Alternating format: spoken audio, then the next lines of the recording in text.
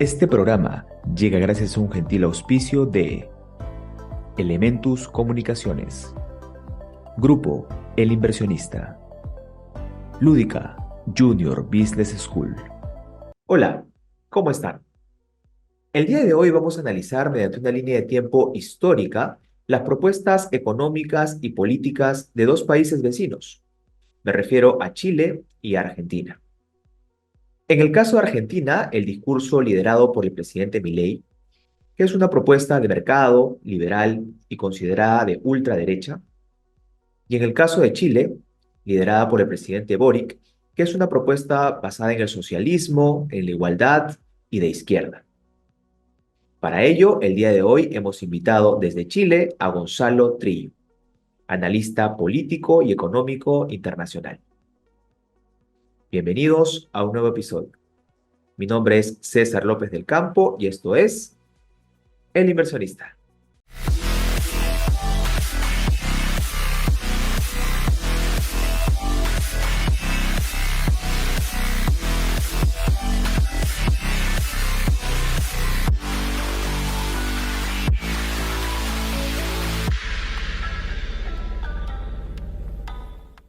Hola Gonzalo, ¿cómo estás? ¿Qué tal? Bienvenido al Inversionista y muchas gracias por aceptar la invitación. ¿Cómo estás? Hola, hola César, muy bien, muchas gracias. Encantado de estar acá y bueno, un abrazo y un saludo a todos nuestros hermanos peruanos. Muchas gracias por la invitación. No, gracias a ti más bien por aceptar estar aquí. Estamos de verdad que muy contentos de tenerte aquí con nosotros. Bueno, ya un poco en la introducción hemos dicho de lo que vamos a tratar el día de hoy, así que bueno, vamos a conversar básicamente sobre algunas reformas políticas económicas que se vienen dando en dos países que son hermanos nuestros también, tanto Argentina como Chile. Tú, a través de la experiencia y todo el análisis que también realizas a nivel de Latinoamérica, quiero que nos cuentes un poquito primero, empezando por la realidad de tu país, por Chile, que hace poco ha tenido un cambio de gobierno, es un gobierno que tiene otro discurso. Quiero que nos cuentes un poquito cómo va este tema de las reformas económicas y partamos por un principio, ¿no? Digamos, las propuestas, siempre las reformas económicas de un candidato siempre suelen ser unas, pero cuando llegan pues al gobierno se dan cuenta que muchas cosas no las pueden hacer. En este caso específico, no solamente pasa en Chile, ha pasado en el Perú y en otras realidades también, al no tener una mayoría parlamentaria, se dan cuenta pues que sus programas, que sus propuestas no pueden ser ejecutadas desde el Parlamento y tampoco les pueden dar facultades al gobierno para que las pueda hacer. Cuéntanos un poquito cómo va este tema de las reformas económicas y cómo está afectando en todo caso al país de Chile. Mira, si tú me lo permites, voy a hacer una pequeña introducción para que los que nos están escuchando y mirando este programa entiendan un poquito cómo nace esto. Chile, cierto, recupera su democracia el año 1990, asume la concertación que estaba compuesto por partidos de centro izquierda y, cierto, tuvieron tres magníficos gobiernos que fueron, cierto, el gobierno de Patricio Elwin, Eduardo Frei, Ricardo Lago, donde se produce digamos, el quiebre desde el punto de vista, cierto, relevante, porque lo menciono. Asume el gobierno la presidenta Bachelet, y la presidenta Bachelet, cierto, por formación, y esto lo digo, cierto, desde un punto de vista objetivo, ella, cierto, fue normalmente, eh, digamos, vivió su experiencia, cierto, después del golpe militar en la Alemania democrática. Entonces, por lo tanto, ella viene con una formación de una izquierda dura, y cuando asume ella el gobierno en su primer mandato, prácticamente, cierto, ya la concertación venía con un desgaste natural, cierto, un conglomerado que viene de tres gobiernos anteriores. Y ahí, cierto, ella, que se identifica mucho por la izquierda, pero la izquierda dura, no a la centroizquierda, ella, cierto, hace toda una gestión política para poder introducir, cierto, al Partido Comunista como un actor relevante en el escenario político chileno. ¿Por qué? Porque cuando llegó, cierto, la concertación en el año 90, el Partido Comunista no era parte del gobierno.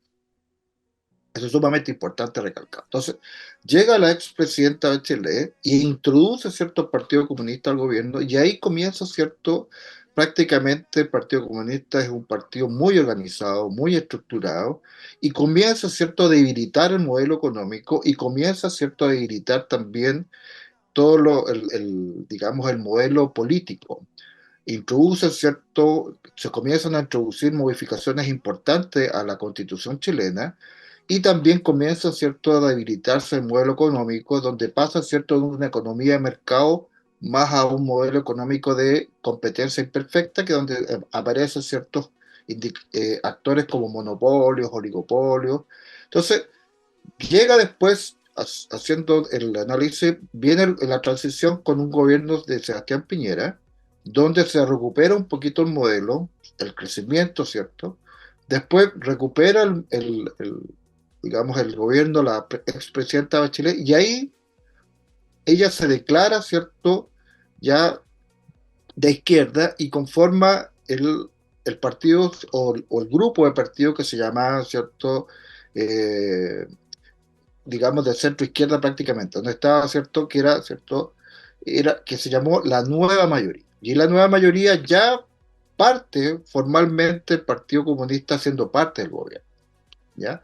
Y ahí nace, ¿cierto?, este movimiento de los jóvenes que estaban compuestos por Gabriel Boris, Jackson, Camila Vallejo, Carol Cariola, que es, ¿cierto?, dirigentes estudiantiles que hacen, ¿cierto?, un protagonismo no menor e importante, que, ¿cierto?, después sacaba el gobierno de la señora, de la presidenta Bachelet, llega nuevamente el segundo mandato de Sebastián Piñera, y como inteligentemente, ¿cierto?, ya estaba la izquierda con un dominio muy importante en sindicatos, colegios, ¿cierto?, de profesionales, jueces, fiscales, prácticamente, ¿cierto? Hoy día la izquierda tiene un control bastante interesante en bastantes aparatos del Estado y tantos gremios, sindicatos importantes. Entonces, le hicieron, ¿cierto?, un cierre importante al gobierno de Sebastián Piñera. No está comprobado, pero hay una hipótesis que prácticamente tiene mucha lógica, que prácticamente, ¿cierto?, esta izquierda fue la que propinó, ¿cierto?, y estimuló el estallido social. ¿Ya? Con un, digamos, donde se quemaron metros, estaciones, supermercados, clínicas, colegios, hasta hospitales. ¿Ya? Fue una iglesia, fue una cosa bastante impresionante. Entonces de ahí, afortunadamente, eh, el presidente Piñera llama, ¿cierto?, a un encuentro y se firma, ¿cierto?, un pacto para llamar a un plebiscito de entrada donde eh, se va a decidir si se reforma la Constitución y se presenta una nueva Constitución. Viene, cierto, ese plebiscito y ese plebiscito se gana prácticamente con un 80% para una reforma. Ahora, hay una pequeña observación que no es menor, ese 80% se hizo con una votación voluntaria, donde asistió prácticamente el 40% del registro electoral. Y de ese 40%, el 80% quiso, ¿cierto?, una reforma a la Constitución o presentar definitivamente una Constitución nueva. Viene la pandemia y ahí, ¿cierto?, se produce lógicamente, en el mundo, un paréntesis no menor, ¿ya? Retorna, ¿cierto?, afortunadamente el gobierno de Piñera fue uno de los gestores en pandemia a nivel mundial, ¿ya? Administró muy bien la pandemia y por lo tanto llegaron las vacunas y ya empezó relativamente una vida casi normal y ahí, ¿cierto?, se instaló la constituyente donde normalmente se hizo una reforma a la constitución y se presentó una constitución prácticamente revolucionaria, tomando como modelo, ¿cierto?, la constitución de Venezuela, de Bolivia y también la constitución de Ecuador. Viene el plebiscito de salida, pero la diferencia es que este plebiscito de salida fue obligatorio, ya no era voluntario. Entonces, por lo tanto, votó más del 80% del registro electoral. Y ahí se le propina, ¿cierto?, un golpe importante al gobierno de Gabriel Valdés en su primer año de gobierno, porque el plebiscito fue rechazado por un 62%. Y ahí, lógicamente, esa era la bandera de lucha, ¿cierto?, del gobierno de Gabriel Boric. Y ahí, de alguna manera, comienza, ¿cierto?, el quiebre, porque dentro, cuando asume, ¿cierto?, Gabriel Valdés en su gobierno, que venía, como yo te comentaba, de estos ex dirigentes estudiantiles, después también fueron diputados, venían con todo un discurso, digamos, revolucionario de izquierda y apoyados también con el Partido Comunista. Entonces, ellos cuando asumen el gobierno, prácticamente se declararon que iban a terminar con el neoliberalismo, iban a terminar con el modelo económico exitoso que tiene Chile, iban a terminar con la AFP, que es la base, ¿cierto?, del modelo financiero en Chile, pero este rechazo, ¿cierto?, de la Constitución fue prácticamente un golpe, ¿cierto?, o un torpedo, como se dice, bajo la línea de flotación. ¿Ya? Entonces, ahí parte, y ahí voy a contestar tu pregunta, ¿qué pasa ahora? En este escenario, desafortunadamente, eh, este gobierno no creen en la economía de mercado. ¿Ya? Ellos, cuando asumen el gobierno, incluso no querían confirmar el TPP-11, ¿cierto?, que es un acuerdo que tenía que confirmar Chile con países de Asia-Pacífico, que prácticamente conforman uno de los principales bloques económicos del mundo. No quería confirmar el Tratado de Libre Comercio con Europa. Por presiones, ¿cierto?, del Senado, eh, tuvo, ¿cierto?, que reflexionar y confirmó el TPP-11 y el Tratado de Libre Comercio con Europa. Pero, de alguna manera, ¿cierto?, comienza, como este gobierno no cree en la economía de mercado y cree, ¿cierto?, en un modelo de izquierda, su máximo es más Estado y más impuestos. Entonces, veníamos nosotros creciendo a un 11% el último año del gobierno de Sebastián Piñera, pero era producto, ¿cierto?, de un aumento en el gasto fiscal que se justificó por la pandemia. Entonces, a un mayor gasto fiscal normalmente se produjo un exceso de liquidez en el mercado y ese exceso de liquidez en el mercado generó un crecimiento de un 11%, pero también generó una inflación de más del 12%. Entonces, en Chile el Banco Central es un banco autónomo que no depende de un gobierno, ya sea cierto independiente de su color político. Entonces el Banco Central, una de las tareas y misiones importantes que tiene es el tipo de cambio y la política monetaria. Entonces, ¿qué hace el Banco Central? Sube las tasas de interés muy fuerte para generar cierto un shock en la economía, justamente para enfriar la economía, ¿cierto? Porque ese crecimiento de un 11% no era sostenible en el tiempo. Entonces, este shock genera, ¿cierto?, una caída importante en la economía y la decisión del punto de vista económico, lo recomendable, ¿cierto?, es bajar impuestos para estimular la economía o a lo menos no subirlos. ¿Y qué decisión toma, cierto, el gobierno encabezado por el ministro de Hacienda, Mario Marcel? Es todo lo contrario. Genera, cierto, una propuesta de reforma tributaria aumentando.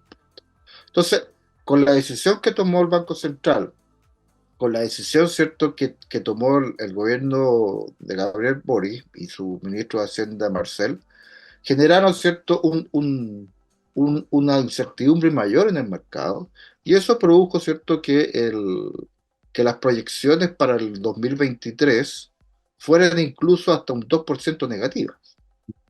Pero ¿qué pasó?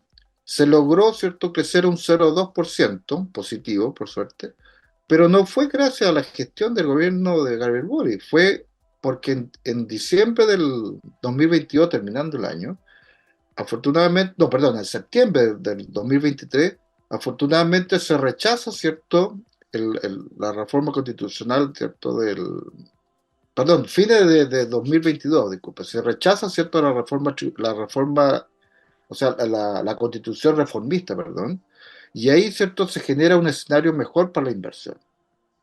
¿Ya? Entonces, de una proyección de un -2%, ¿cierto? Se bajó a -1 y afortunadamente se logró un 0,2%. Pero fue justamente porque el Banco Central, ¿cierto?, generó una alza importante de la tasa de interés, logró controlar la inflación, ¿ya? Y hoy día, ¿cierto? Ese mejor escenario hizo que la economía no fuera negativa, sino fuera un 2%. ¿Ya? Ese es más o menos la respuesta que tú me estás preguntando. No, no, perfecto, perfecto. Me parece muy importante haber, digamos, entendido la cronología de cómo se van prosperando estas propuestas políticas. Y mi siguiente pregunta justamente iba por esa línea, ¿no? ¿Cómo es que en nuestros países, en la región, prosperan estas propuestas políticas teniendo modelos parecidos al de Venezuela, al de Bolivia, y además teniendo ejemplos claros de que estas propuestas políticas no funcionan o no funcionan de la manera que ellos proponen que funcionen? ¿Cómo es que, digamos, que nuestros conciudadanos, sobre todo, imagino, también pasan en Chile, porque es una realidad muy parecida a la del Perú? Yo creo que tú, digamos que por tu experiencia sabes lo que está pasando en nuestro país. Hemos tenido cambios de gobierno, pues en 5 años hemos cambiado 3 presidentes. Se instaló una propuesta de izquierda radical, apoyada obviamente. Yo digo aquí pues un tema, a ver, este tipo de propuestas definitivamente prosperan también porque hay un descuido del Estado para con sus habitantes, sobre todo, digamos que la gente que vive muy alejada de la capital, ¿no? Tienen carencias, en la misma capital tenemos carencias evidentes, pero que yo imagino también que las propuestas que son legítimas, de alguna manera también hay algunos grupos que se aprovechan de esto para poder impulsar algunas propuestas que no son correctas. Desde tu punto de vista, ¿cómo es que estas propuestas políticas que son basadas en ejemplos como el de Venezuela, como el de Bolivia, prosperan en nuestros países teniendo evidentes ejemplos que no funcionan de la manera correcta? Bueno, nosotros los seres humanos normalmente tomamos muchas decisiones más desde el punto de vista emocional que racional. ¿Ya? Eh, Cuando uno estudia economía en la universidad, normalmente se parte por el supuesto que el, que el, que el ser humano es racional. Lo es, pero muchas veces nosotros tomamos decisiones más emocionales. ¿Ya? Por ejemplo, si uno tiene una marca A y una marca B, y a lo mejor, ¿cierto? El que fabricó ese mismo pantalón o esa misma polera es exactamente el mismo fabricante, pero si la marca A tiene mayor prestigio, tú estás dispuesto a pagar un mayor precio. Y eso es solamente emocional. Bueno, dicho este pequeño ejemplo, ¿qué veo yo? Sudamérica o Latinoamérica en general somos países subdesarrollados. Todavía no somos países desarrollados. Y por lo tanto, ¿cierto? El modelo de mercado que se implementó en Chile fue un modelo que generó, ¿cierto? Una baja de pobreza significativa, significativa. O sea, llegamos a tener un nivel de pobreza menor al 10%. Pero de alguna manera, esa pobreza, ¿cierto? Igual sigue siendo una pobreza preocupante. ¿Por qué? Porque los niveles de pobreza no solo tampoco dependen de lo económico. Muchas veces hay personas que están en un bajo nivel de la pobreza por temas emocionales, psicológicos, alcohol, droga. Entonces, por lo tanto, si uno va a los países desarrollados, también existen pobres porque, no por un tema económico, sino por una variable, ¿cierto?, que es la que mencionaba anteriormente. Entonces, inteligentemente, la izquierda tiene, ¿cierto?, la habilidad, y eso yo encuentro extraordinario, de hacer, ¿cierto?, ese escenario de pobreza, traspasarlo, ¿cierto?, a un escenario completamente irreal, pero comunicativamente digamos, muy interesante, muy contagioso. Entonces, el discurso, ¿cierto?, que comenzó en el segundo gobierno de la señora Bachelet, por eso que era interesante hacer la introducción, todo este movimiento de Gabriel Boric, Jackson, Camila Vallejo, ¿cierto? Que son los que hoy día son actores importantes en el gobierno de Boric. Ellos, ¿cierto? Como dirigentes estudiantiles, inteligentemente apoyados por el Partido Comunista, criticaron los 30 años exitosos, ¿cierto?, de la gobierno de la Concertación, compuestos por partidos de centro izquierda. Y criticaron, ¿cierto?, fuertemente también el partido de centro derecha de Piñera, diciendo, ¿cierto?, que en Chile había, ¿cierto?, una brecha de desigualdad tremenda, que Chile era uno de los países más desiguales de Latinoamérica.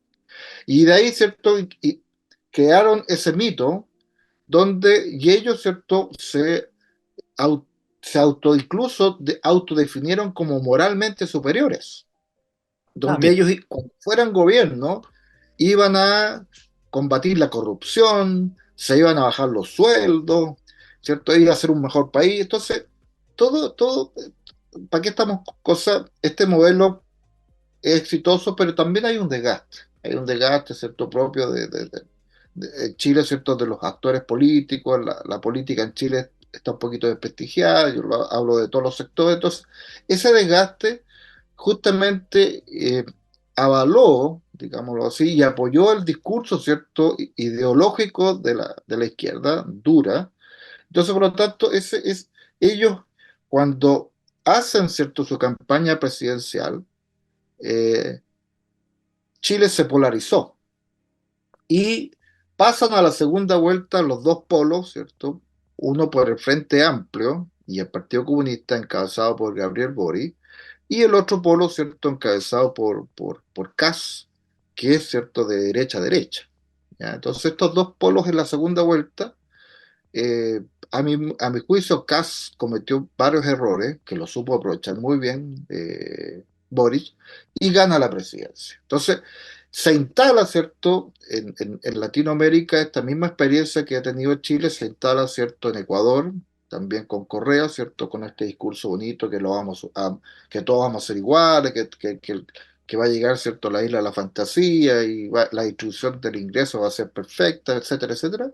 Se instala también, ¿cierto?, en Brasil con Lula. Imagínate tú, Lula salió de la cárcel a ser presidente de la República. Sí, sí, sí. Se instala también en ustedes en el país, de cierto, en Perú, ustedes lo saben mejor que yo, y así, ¿cierto?, se contagia toda la región de este discurso, ¿cierto?, transformista, y desafortunadamente Latinoamérica, ¿cierto?, es un país que hoy día, ¿cierto?, son más jóvenes que adultos, ¿ya? Y esta juventud, uno también fue joven, cuando uno es joven es revolucionario.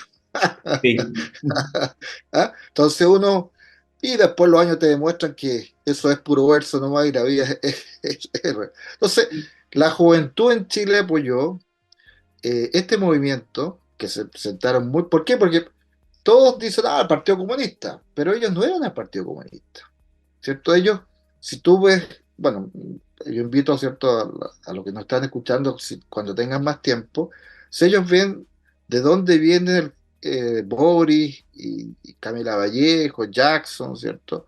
Vienen de familias bastante acomodadas, estudiaron muy buenos colegios, estudiaron en muy buenas universidades. Entonces, por lo tanto, ellos son de la élite, son de la élite. Entonces, mucha gente, ¿cierto? Muchos jóvenes y profesionales jóvenes se sintieron identificados, ¿cierto?, con el cambio que ellos, ¿cierto?, propusieron. Y hoy día, ¿cierto?, que llevan 2 años de gobierno, acá la mayoría de los chilenos están completamente desencantados porque resultaron ser más de lo mismo e incluso peores. peor. Sí, sí, sí, sí. Gonzalo, justo una reflexión que tú comentabas, ¿no? Este discurso revolucionario, igualitario, ¿no? Es curioso que, a ver, nos vendan el concepto de, ok, vamos a procurar ser iguales, pero vamos a procurar ser igual de pobres todos, ¿no? O sea, la igualdad es, seamos pobres todos y no más bien, oye, si hay gente con un nivel acomodado económicamente, ¿por qué no todos somos iguales en ese estatus? Es muy curioso y es muy curioso que nosotros como electores compremos ese discurso. ¿Qué opinas sobre esto? Sí, bueno, ese discurso fue el que compró Chile Ujú. y bueno, y lo compró prácticamente Latinoamérica. ¿Cuál es la experiencia que hoy día estamos viviendo? Hoy día, ¿cierto? En Chile hay un desencanto total, total. Hoy día, ¿cierto? El gobierno y el presidente tiene por lo menos un 70% de desaprobación y de algunas encuestas hasta un 80%, porque de alguna manera cuando asume el gobierno de Gabriel Boric, él hizo todo lo que dijo que no iba a hacer. Él prometió, dijo, miren, nosotros vamos a contratar en el gobierno, no vamos a contratar amigos, no vamos a contratar a políticos que perdieron elecciones, no vamos a contratar, ¿cierto?, a operadores políticos.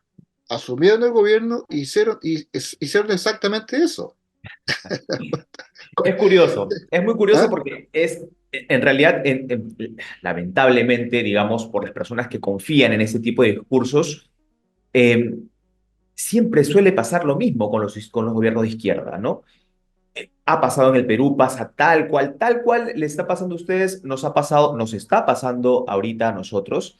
Afortunadamente, digamos que en nuestra realidad las cosas se están encaminando, digamos, un poquito mejor, porque el discurso radical, el discurso confrontacional ha disminuido un poco, y lo cual evidentemente hace pues que las inversiones tengan mayor confianza y eso dinamiza bastante más la economía. Gonzalo, vámonos al otro lado, al otro vecino, Argentina, que está viviendo una realidad completamente distinta, tal vez a la de nosotros, que ha vivido y que sigue viviendo, ¿no? Una realidad también bastante fuerte económicamente en todos esos últimos 20 años, diría yo, pero que ahora tiene un discurso ya bastante más liberal y que también puede pecar de ser un liberal extremo. ¿Cómo ves la realidad política económica de Argentina?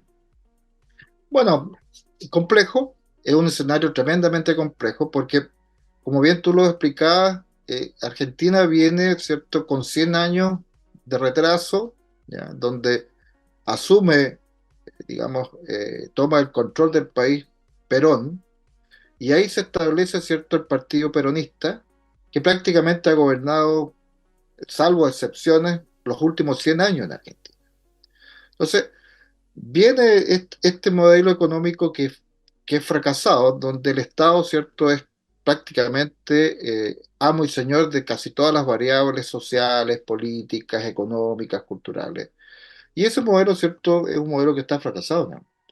Entonces, desde el punto de vista económico, este movimiento, ¿cierto?, o este partido político eh, peronista y muy influenciado, digamos, los últimos 30 años por el kirchnerismo, que nace también del peronismo, ellos prácticamente, bajo este modelo, ¿cierto?, del Estado omnipotente, y generan, ¿cierto?, disculpa la expresión, pero revientan a Argentina, lo revientan, ¿ya?, con, con una irresponsabilidad, ¿cierto?, donde mucha emisión de dinero inorgánico, el Estado gasta más de lo que recauda, mucho populismo, muchas, ¿cierto?, máquinas del punto de vista, ¿cierto?, de sindicales, máquinas, ¿cierto?, en el Congreso, máquinas, ¿cierto?, en las gobernaciones, y por lo tanto, esta sistemática, ¿cierto?, conducta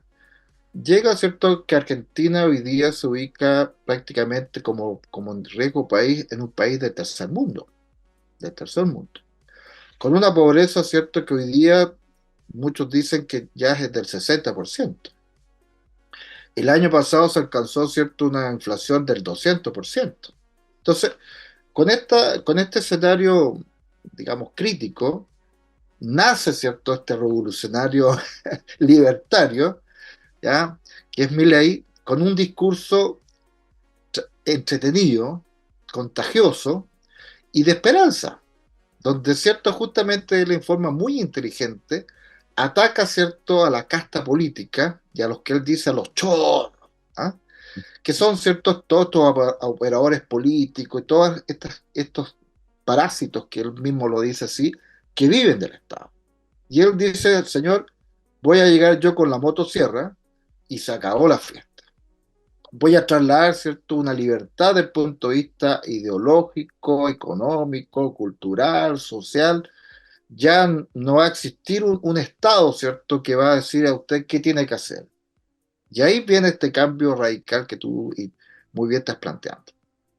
Sí, sí, sí, sí. Y en realidad es un discurso, y además él como personaje político es un personaje bastante contagioso, ¿no? Pero Me refería un tanto también a la, digamos, al discurso, claro, que es completamente contradictorio al que nosotros estamos viviendo, ¿no? Es un discurso bastante liberal. Y yo no sé qué piensas tú respecto a esto, de que este discurso tan liberal, digamos, habiendo vivido en una sociedad no conservadora, porque Argentina no es una sociedad conservadora, pero que está acostumbrada, digamos, a otro estilo de vida, y que venga este personaje a tratar de impulsar la economía, a tratar de lo que tú comentas, ¿no?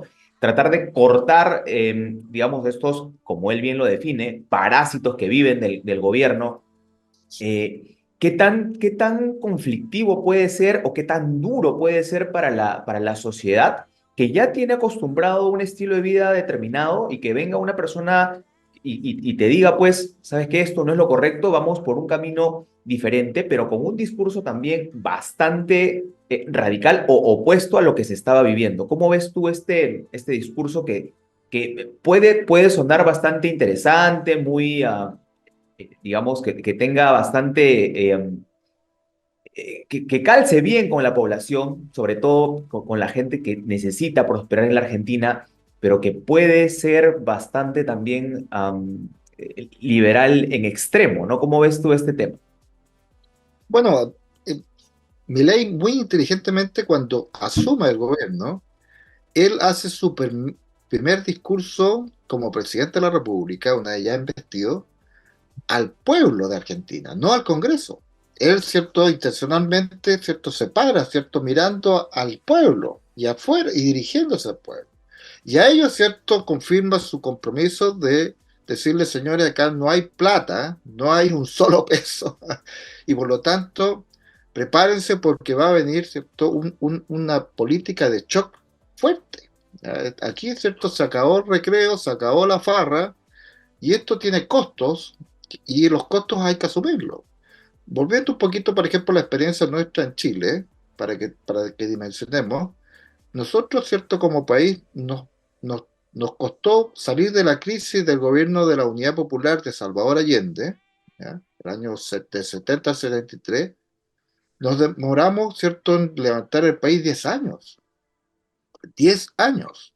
Recién el año 83, 84, recién Chile, ¿cierto?, logró allá posicionar el modelo. Entonces, por lo tanto, lo que estamos viviendo hoy día en Argentina, pienso que van a haber costos muy importantes desde el punto de vista, de hecho ya lo hay, ¿cierto? La pobreza el año pasado era de un 50%, hoy día lo es de 60%, ¿ya?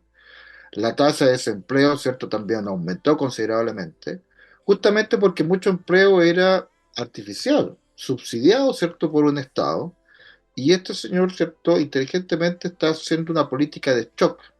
Ahora, lo que está haciendo Milei está bien, desde mi óptica. ¿Dónde está el riesgo? ¿Dónde creo yo? Que tienen una oposición muy fuerte, que controla sindicatos, gobernadores, controla cierto el Congreso. Entonces, por lo tanto, mi lectura es que él inteligentemente, ¿cierto? Desde el día uno, como te lo planteé anteriormente, él se dirigió, ¿cierto?, al pueblo. Ustedes votaron por mí, ustedes están dispuestos, ¿cierto?, a hacer un sacrificio, y la apuesta que él tiene es que aguantar, ¿cierto?, este año, porque ya el próximo año vienen elecciones. Entonces, por lo tanto, la apuesta de él es generar, ¿cierto?, algunos brotes verdes, porque las soluciones no van a haber, y esos brotes verdes ya están apareciendo ya. Por ejemplo, ya Milei logró un superávit fiscal que no es menor. Está logrando, ¿cierto?, estabilizar un poco, entre comillas, pero ya no está tan volátil, ¿cierto?, el dólar, ¿ya? Por lo tanto, se están generando también depósitos de dólares a Argentina. A nivel internacional, ¿cierto?, hay cierta credibilidad y por lo tanto está retornando, ¿cierto?, la inversión argentina. Entonces, por lo tanto, hoy día, y también inteligentemente supo enfrentar muy bien las protestas e incluso detectaron, ¿cierto?, activistas venezolanos, ¿ya?, e incluso chilenos.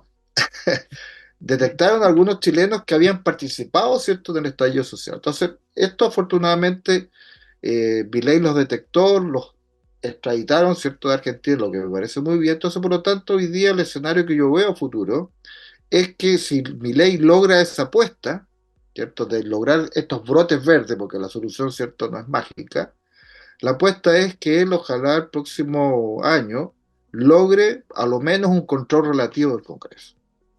Esa es la apuesta. Si logra ese escenario, yo creo que el triunfo de Milei va a ser absoluto y podría prolongarse, ¿cierto?, un periodo más. Si no lo logra, ahí yo diría que perfectamente, ¿cierto?, corre peligro que le nieguen el agua y la sal y ahí se le complicaría bastante el periodo presidencial al Milei.